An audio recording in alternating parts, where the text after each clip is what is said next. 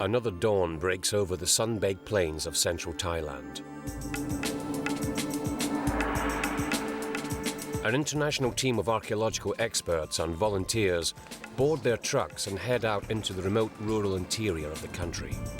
Ahead of them is another day's excavating at an extraordinary Bronze Age burial site, which is crammed with skeletons and fascinating grave goods.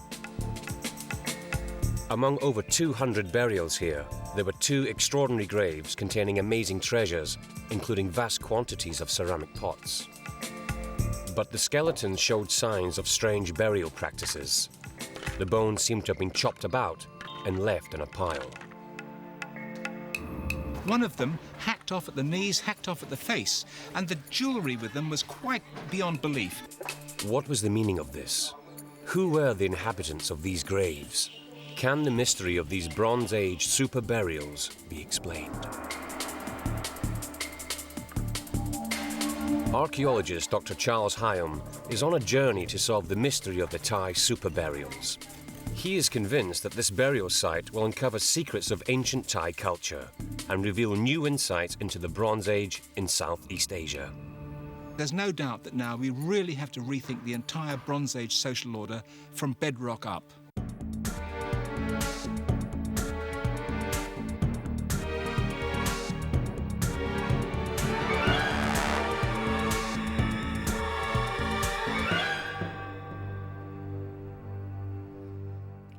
Pimai, a 13th century spectacle of temples and palaces.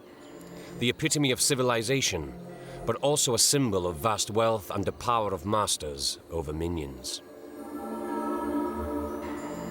Nobody knows where or when such social power emerged in ancient Thailand, but discoveries made at a nearby archaeological site, Ban Non Wat, may help answer the mystery.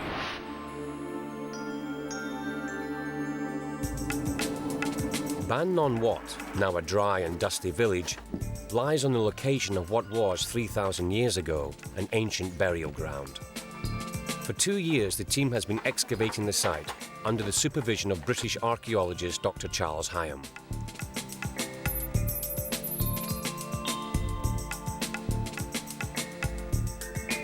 When the team first started work, they thought they were dealing with one of many ancient sites in this part of the world. But as they started digging, they were amazed at what they uncovered. Over 200 bodies buried with pots at their head and feet, and thousands of beads, shells, and other objects. Everywhere, bones and ceramic pots poke through the soft earth. Skulls stare out from what has been their resting place for over 3,000 years. But just when they thought they'd finished excavating the site, there was an exciting development. Summoned. Apparently we found something. Wow. Oh, that is nice. Look at that. The complete rim of a pottery vessel. And when you find these complete rims like that, of course there's a complete pot also below. And 99 times out of 100, just there's going to be the skull of a Bronze Age person, stretching with the feet down to the south, the head to the north. And when you find one pot like that, they're usually the first of many. So hopefully, before the week's out, we should have a row of Bronze Age graves across this part of the site. And the cemetery, instead of stopping as we thought it stopped, seems to be continuing, which is wonderful news. So that's a very, very exciting find. But as they scrape away at the layers, they find something more extraordinary still. This particular grave contains not just the usual 1 or 2 pots, but vast quantities of beautifully crafted vessels, and all of them are huge. At every stage, Charles records the evidence. After a couple of days' work, it becomes clear just how large this grave is. Far larger than any they have come across before, stretching over an area of 5 meters by 3 meters and containing over 70 pots. Stranger still, the grave contains not just one human body, but 2. What could the explanation be for this extravagant double burial? amongst all the other ordinary burials. Could it be the occupants were somehow special? But if they were, this doesn't fit in with the received wisdom of a Bronze Age Thailand. These people began to clear the jungle with their bronze tools, plant crops, and trade with their neighbors. But their society remained largely egalitarian, unlike other cultures in which ruling elites soon emerged with the advent of bronze. Our analysis of the burial remains from this and many other sites has convinced us that the people themselves were not structured in any sort of hierarchy. There were no great leaders. But with recent findings at Ban Non Wat, a different story is emerging. We've really had to reconsider everything from scratch because we have encountered a whole new range of evidence that is absolutely new and causing us to rethink everything.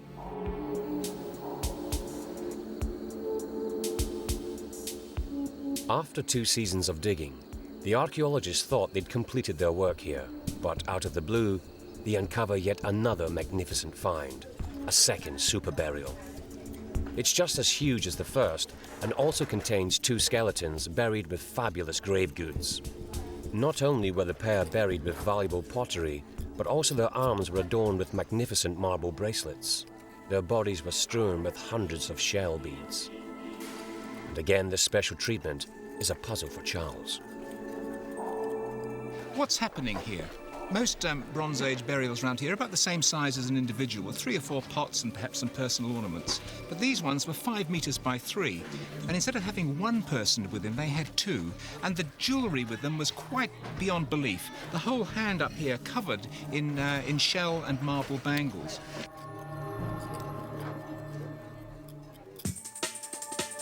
Charles is anxious to get on with a forensic examination of these ancient remains.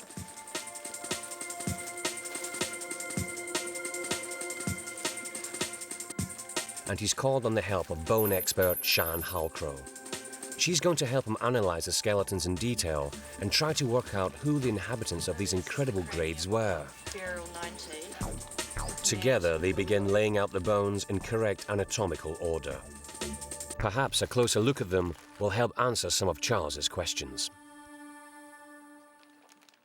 Well, the first thing that I want to know is whether we have here a man and a woman next to each other. And after that, I'm very anxious to know about their ages. Were they young or were they old? How did they die? Why did they die? And why is it that they were buried together in this extraordinarily large grave?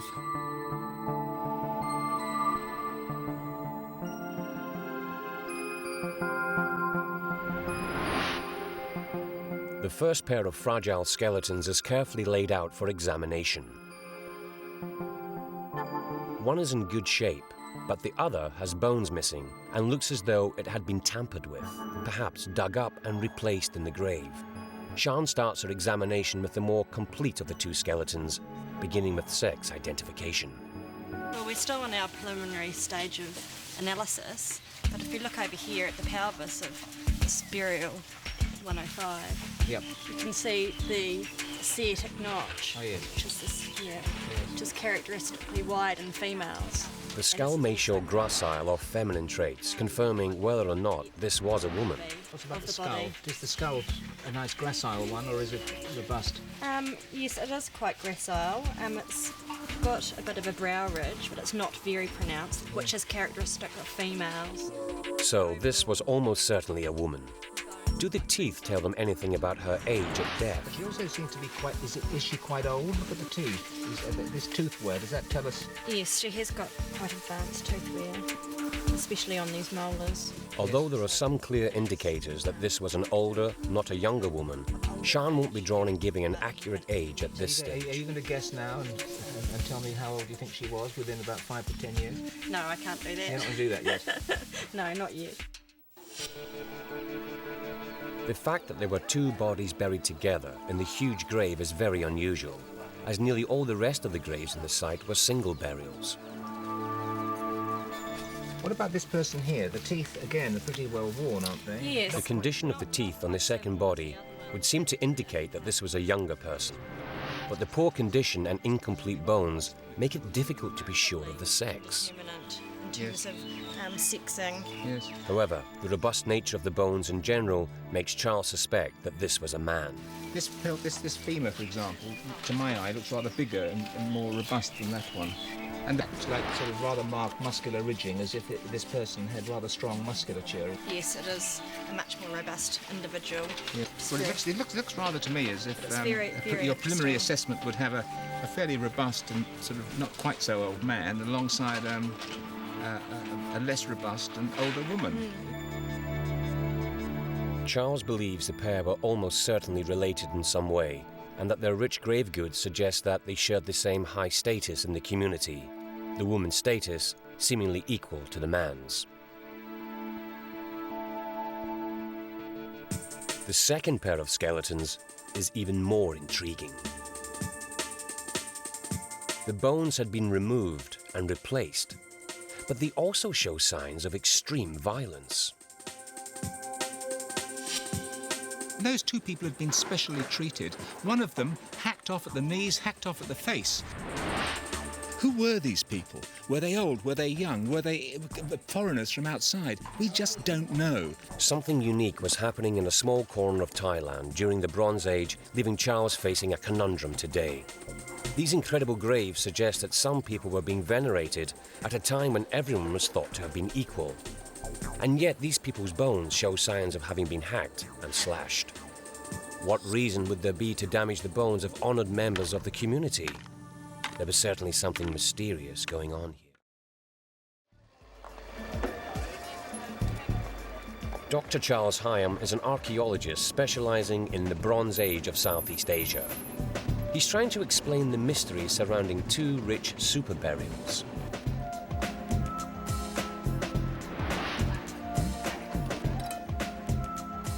Strangely, some of the bones in the graves had been moved about, and some even seem to have been deliberately damaged.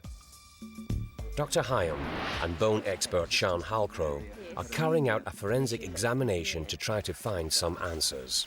When we found this individual here, we found the skull beautifully intact, and we thought, as we were excavating it, wonderful, we'll have the intact skeleton of one of these very, very rich people. But then, as we worked down, the bone cut out. An axe seemed to have chopped him off at the face here. Do you see that? How it's been cut across the face. And then the jaw, when we found it, and there is the jaw was placed quite a long way away from the rest of the face, as if the bones had been deliberately cut and taken away and then replaced in a heap later on.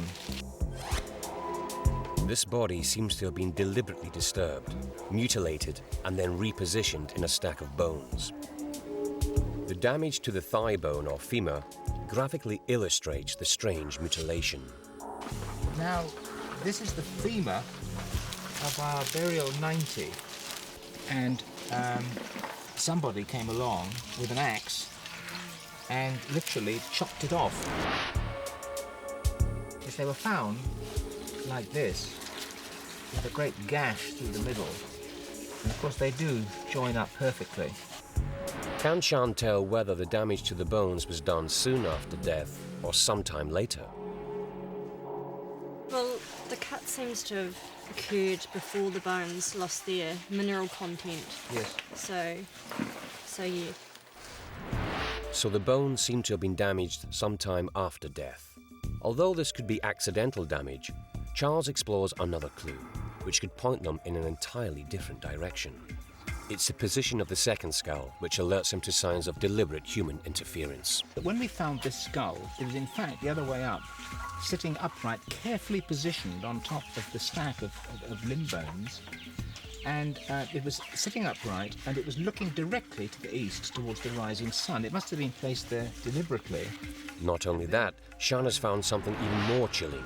There is something very suspicious about the area where the skull attaches to the spine. Could be that after death it's been cut around the side, so it's not its characteristic normal shape. Charles has a couple of grisly ideas to explain this. Now, would that have been mounted on a pole, or could it even have been to help perhaps scoop out the brains, do you think? It was quite interesting because when I was cleaning this, there was a large gastropod shell which was lodged under here. So the shell was perhaps a tool used in the mortuary process. Charles knows that in this part of the world, the head was considered vital, as was the brain.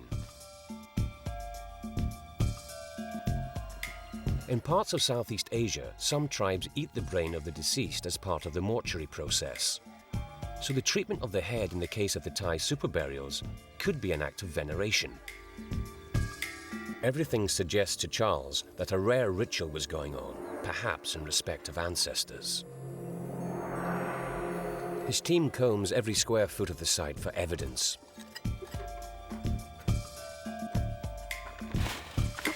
Cleaning every shred of material and giving it a catalogue number. Eventually they come across something else strange. This came as a real surprise because when we were uncovering this area here, we came across these bones. A handful of nondescript bone fragments, which is vital evidence that could be key. Neatly laid out on the instep of this person was a complete skeleton, carefully laid out, of a rat. You can see, if you look here, the rat's teeth. Do you see the incisors here? And the lower jaw, the complete cranium, you see?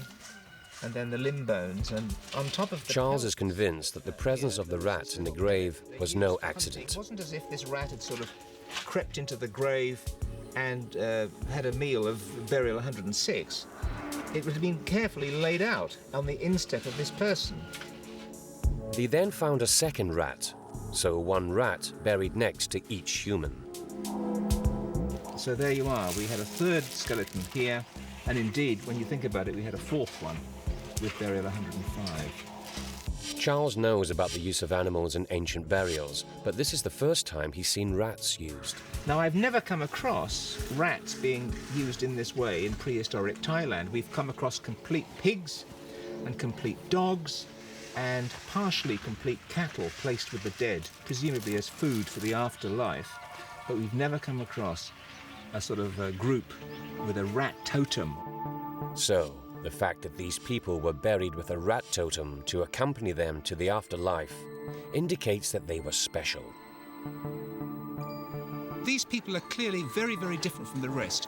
What's happening here? This Bronze Age we always thought was full of egalitarian societies, and now we suddenly see evidence for a hierarchy, perhaps. Charles may well have found the first evidence to suggest that there were distinct elites emerging in Bronze Age Thailand. He believes these graves are sure proof, and the pots found in them backs up his theory. These very, very rich burials were associated with some of the most magnificent pottery vessels you're ever likely to see from a prehistoric context. This one here, for example, is found in an ordinary burial. It's got a sort of net design at the base, and it's a standard size, and with an ordinary burial you probably find 2 or 3 or 4 of those beyond the head.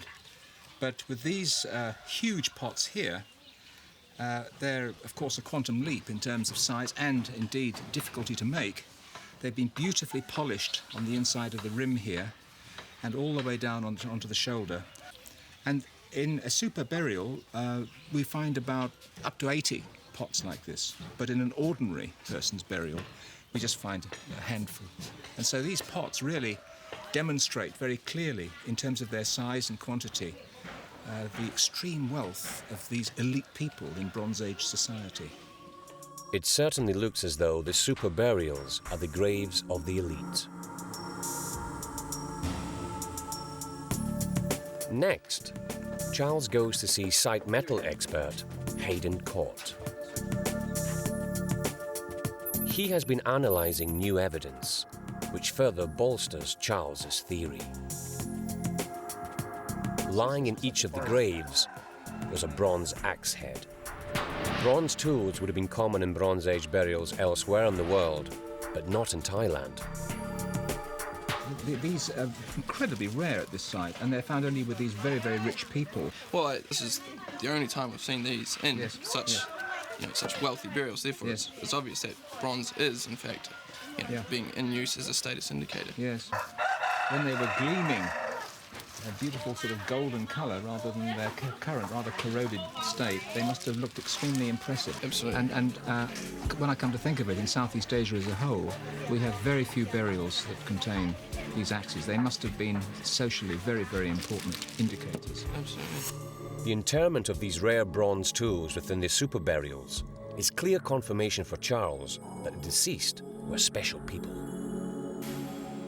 The important thing about the bronze is this. We've discovered in this area about 300 or 400 Bronze Age burials without so much as a hint of a bronze grave good.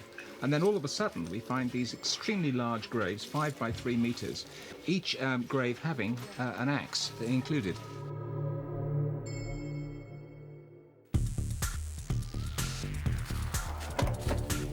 Charles now has all his evidence before him. 2 vast graves with fabulous grave goods.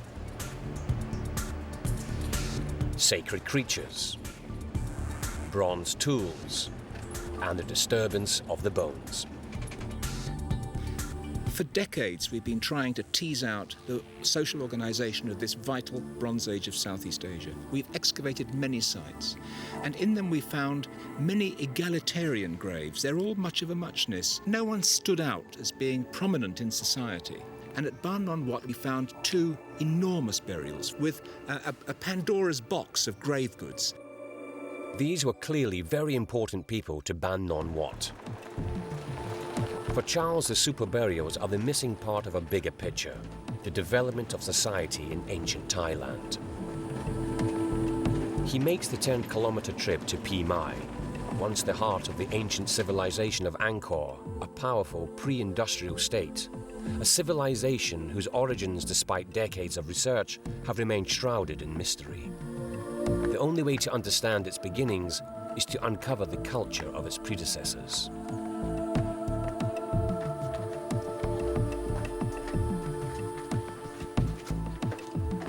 The beautiful temple complex is a major feat of engineering, a feat that can only have been achieved by leaders wielding their power over minions. A form of social hierarchy. Charles now believes he can trace this all the way to the Bronze Age, and the superburials at Ban Non Wat have cast a vital shaft of light. There is something going on here that is so special that we think that we can conclude with some reasonable degree of certainty that these were as representatives of a social hierarchy in the Bronze Age where formerly there was none. Another day draws to a close at Ban Non Wat. The excavation team lay down their tools and carefully pack up the latest finds. Although we can never be certain exactly who the people found here were and why they were buried in such a way, we can now be sure that there was an elite who were considered special, even in death.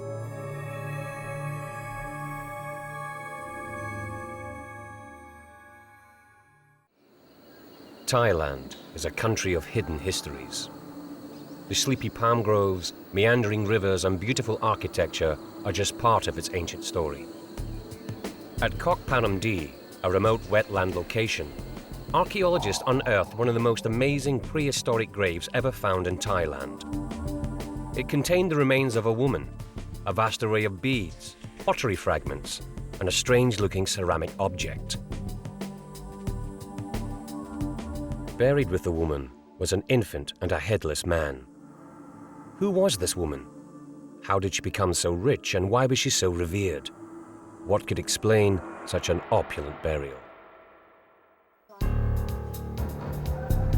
Judy Volker, an archaeologist based in the United States, is a specialist in the ancient ceramics of Southeast Asia. She's been traveling to and from Thailand for over a decade and has a particular interest in the story of the woman of Kok Phanom D, who was found buried with magnificent and very rare pottery. Since I've been in Thailand, I've been intrigued by the woman nicknamed the Princess of Kok Phanom D. She's here in Thailand to examine the evidence and pull together expert opinion in an attempt to crack this ancient mystery. Who is she? What was the society like she was living in? Who were these people? And what was going on? It's fascinating.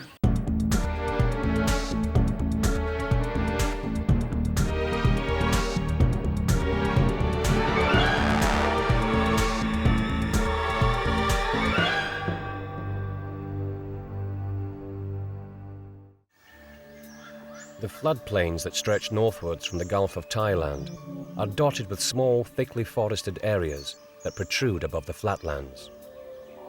One such spot is Khok Phanom D, KPD for short. This was the site of an ancient settlement of coastal hunters and gatherers who were based here for many generations. Analysis of their burial ground revealed a surprise. One of the most spectacular graves ever found in Thailand. A treasure trove of valuable beads, shells, and pottery.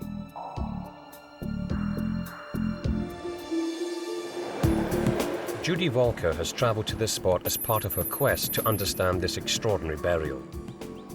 She has arranged to meet Thai archaeologist Dr. Rachani Thosarat, known as Kek, one of the leaders of the excavation here in 1985. Kek explains that it's because Khok Phanom D lies beneath a Buddhist temple and is considered a sensitive site that this extraordinary discovery was made. It was the abbot here who made the crucial decision of exactly where to dig. It was the abbot's insistence that the trees were not to be disturbed and that the dig had to take place in a clearing that led to the lucky discovery of 154 burials, including that of the princess. If they dug 10 meters to the left or the right, we're not sure what would have been recovered. Here, they found the princess as well as the other people associated with KPD. Kek shows Judy the photos taken at the time of the discovery and describes her first impressions of the dramatic treasure-laden grave. Once we get down, we couldn't believe our eyes. Woo! Look at that, you see? The princess's skeleton was adorned with 2 decorative discs, a beautiful bracelet, and thousands of fabulous beads. And get close up, you see. Look at this. She has so many beads. Yes. Also found in the grave was this curious mushroom-shaped object. What of particular interest to Judy was the fact that her lower half was strewn with pottery fragments. The riches on the body made it immediately clear that this was an exceptional burial. How did you feel when you found her? Oh, everybody just feel very, very excited. You see, they couldn't believe their eyes. She's beautiful. Yes. Who was this person? Where did she come from? And why was she so rich? Spurred on by these questions, the archaeologists dug on, hunting for clues. It wasn't long before they uncovered the grave of a 15-month-old infant, similarly adorned. Stranger still, they discovered another skeleton, but with no skull. Buried just beside her grave, in a very, very narrow grave, there is a headless man. A headless man? Yeah. What happened here? Was he beheaded and placed beside her as a form of sacrifice to honor her? So that's very unusual, very, Okay. very unusual. So the chance choice of excavation site by the abbot not only brought forth the princess and a small child, but also the mystifying case of a headless man. The uniqueness of this discovery is both amazing and intriguing. So this is quite a mystery what's happening here. I agree.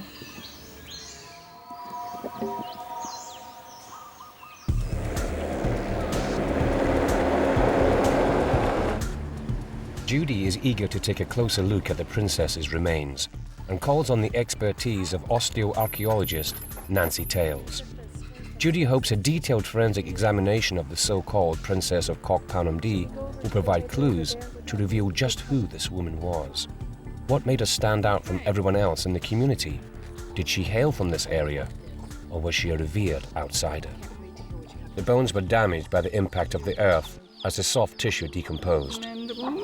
Pity it's not complete, because then you get some sense of what she actually looked like. But she would look like the people who live in the village today here. Big wide face, big wide cheekbones, and quite a round head. Not long heads like us. The first thing that Judy notices is the colour of the bones. Why are the bones so red? Most of the bones at this site are this colour, this red, because they appear to have been buried covered in red ochre. Red ochre is a soft iron oxide that was crushed and mixed with other materials to make a red pigment. It was used in ceremonies in many ancient cultures. Perhaps during the funerary rite, The ochre was applied to the deceased's body to disguise their deathly pallor. So it would be red. crushed ochre, probably, Yes. that laid over the burial Yes. itself. That's Yes. interesting. That's not very common, is it, at other sites? I haven't seen it anywhere else. No. Not in this part of the world. As this was a custom peculiar to this place, it implies that the princess wasn't an outsider, but a highly respected and highly wealthy member of the community who was buried according to local tradition. But how can Nancy be sure that this is a woman? For a start, the brow ridge on the skull is not as pronounced as it would be in a man's. Also, the sharpness of the eye sockets is typically female.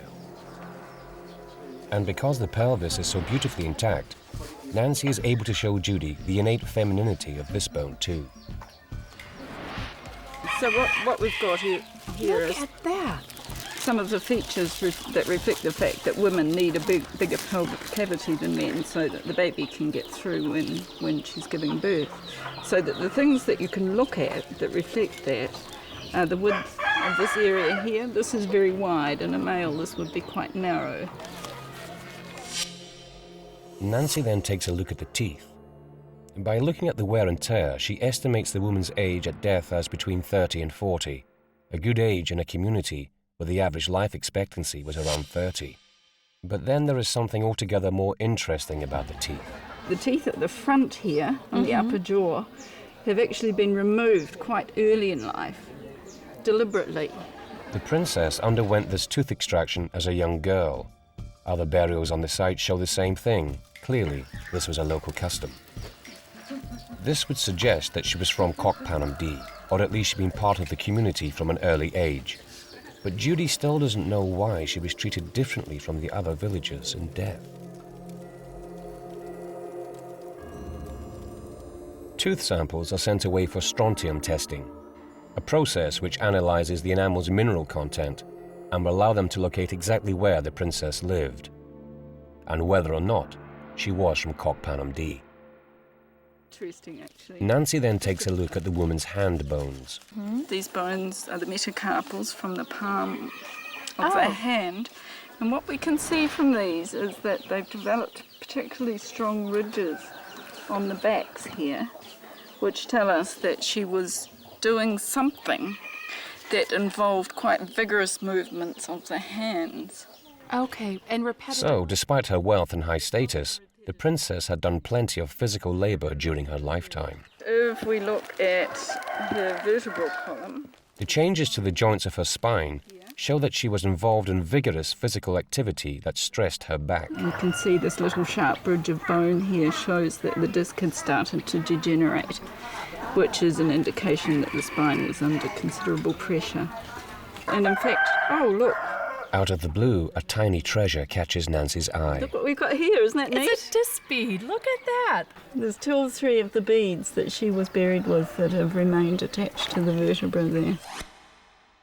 This tiny bead is one of thousands found in the princess's grave. First-hand scrutiny of these will give Judy a clearer picture of just how wealthy or highly revered the princess was.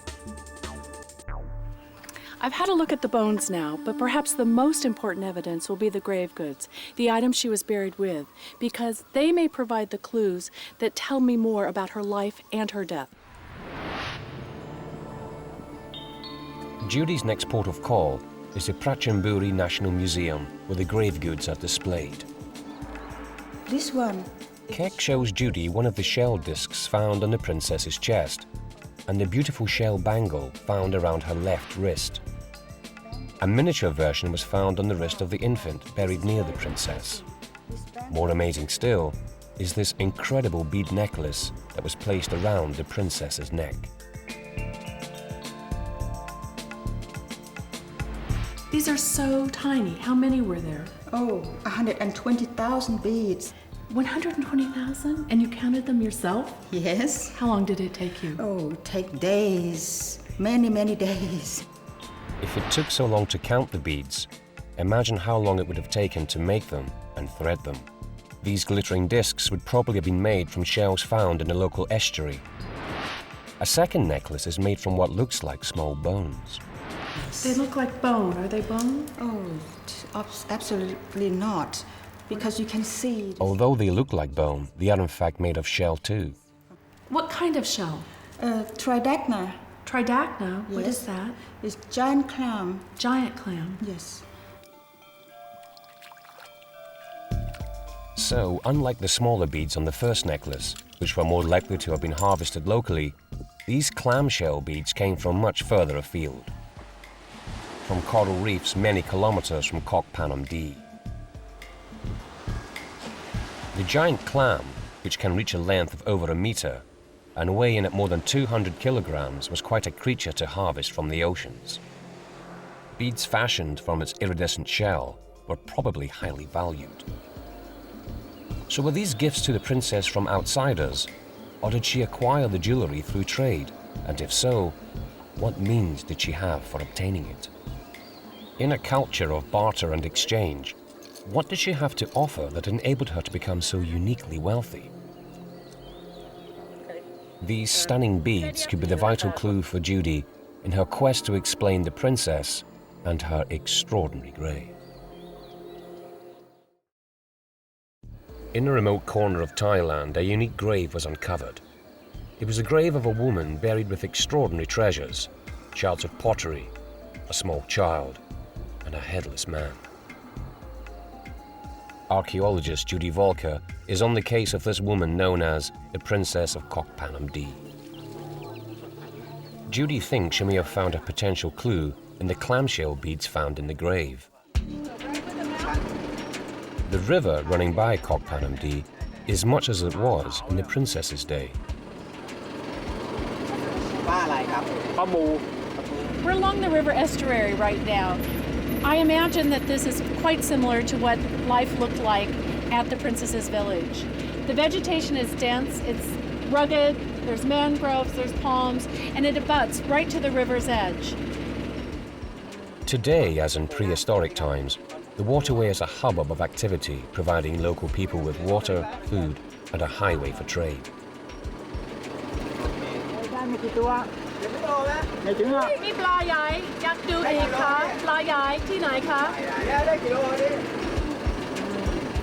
It's interesting to me that although we know they were eating fish, they were eating shell, that's not where the beads were coming from. In fact, they were coming from at least 100 kilometers away, from a more marine environment. And we can then establish that they've been traded into the site. What we don't know yet is what has been traded out. So what could the source of the princess's wealth have been? Judy pays a visit to archaeologist Charles Hyam, co-director of the original dig, who can give her more detail about the grave. He'll be able to reveal more about the princess, the baby buried beside her, and the intriguing headless man. Charles, I'm intrigued by the headless man. What's happening with him? Well, we had 154 burials at this site, and this is the only one which was not intact. And I think it's worth stressing that the gap between the princess's burial and the headless man was only about, 2 or 3 inches. About 70, very, very close, and it was a dead straight line between the two. They were clearly contemporary. Could he have been her husband? What we do know from forensics is that he died much younger than she. And it seems that years later, when she died, the mourners deliberately removed his skull as part of her burial ritual. For what reason? We will never know for sure. What we do know is that decapitation didn't take place, as none of the vertebrae were cut or damaged. Perhaps he was a relative, but even so, he wasn't buried with even a fraction of the princess's wealth. This was no royal dynasty. These riches belonged to the princess only. But how could she have accumulated such amazing wealth? You can imagine that they were living next to a very, very muddy mangrove-fringed estuary. But this also gave access by the river and by the coast to trade routes. And so we seem to think that they were exporting large quantities of really coarse pottery containing something. And one possibility might be that they were sending salt quite widely away from the coast to the inland communities. Trading goods may not have been the only source of income for the village. Crucially, it may have derived from the vessels that contained the goods, as well as what was in them. And so we think that this woman was a member of a community which were dedicated to potting. They were pottery makers. Some of the pots they made were ordinary vessels used for storage and trade. Others were masterpieces. What could be the key to the woman's grave is who was creating these masterpieces. It's not at all unlikely that the men were organising the trade. They were going away in their boats and then coming back again later, perhaps armed with the shell beads and so on. But essentially, the pottery making revolved around the skills of the women. And could it be that our princess was one of these craftswomen? Evidence from the grave backs this up. Pottery fragments were found strewn across her body, and her hand bones showed clear signs of repetitive, strenuous action. But was she a master potter from this village, or does she bring her skills from further afield? The results of the strontium analysis on her teeth are in and reveal her origins. Our initial assumption was she may have entered the community from some distance, and perhaps as a marriage partner, and then set herself up, as it were, within this new community. But nowadays, with analysis of strontium in the teeth, you can actually determine whether she was born and raised somewhere else, and she wasn't. So the princess acquired her wealth from within the community of Khok Phanom D.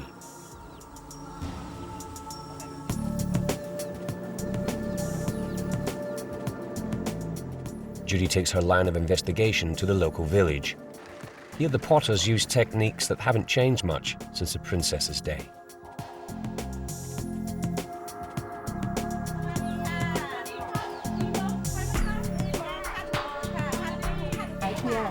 In Thailand today, the handmade pottery, which this is, not wheel-made, are made by women in villages. What we're seeing here is Yuan making utilitarian pottery.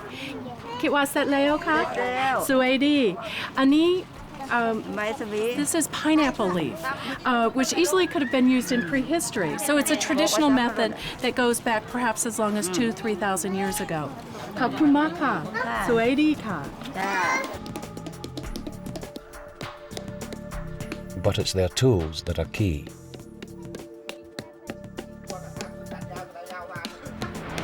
The tools to Yuan's left are what are shaped like clay mushrooms, and they're actually called anvils. They're ceramic pieces, they're fired, and we also have wooden paddles. These are the same instruments or the tools of the trade that we're finding from burials and from habitation sites 3,000 years ago. It seems certain that the curious mushroom-shaped object in the princess's grave had the same purpose.